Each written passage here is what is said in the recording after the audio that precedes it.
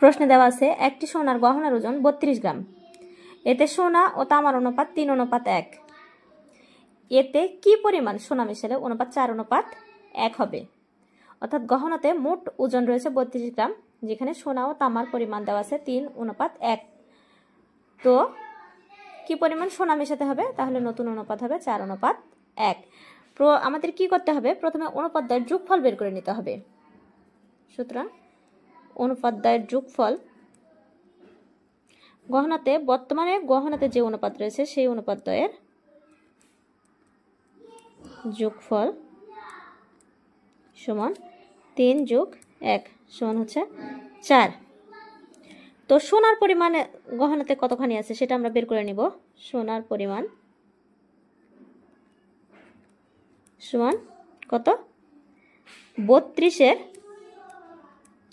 অনুপাত 3, 3-এর অনুপাতদ্বয়ের যোগফল 4। 32 × 3/4, 4 32, 3 24 গ্রাম।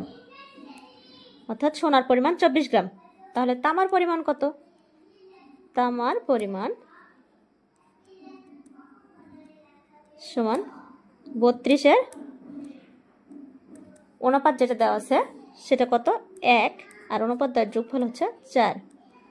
32 × 1-এর 4, 4 32, 8 8 গ্রাম।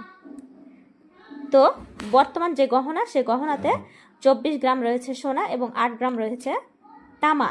তো এখন নতুন করে যদি আমরা সেই গহনাটা তৈরি করতে যাই, তাহলে অনুপাত করতে হবে 4:1। তাহলে কি পরিমাণ সোনা মেশাতে হবে, ধরি x পরিমাণ সোনা মেশাবো নতুন অনুপাতে। তাহলে প্রশ্নমতে কি হবে, প্রশ্নমতে 24 + x গ্রাম মেশাতে হবে এবং তামা রয়েছে 8 গ্রাম, সমান অনুপাত হবে 4:1, বা 24 + x ভাগ হচ্ছে 8, 4/1।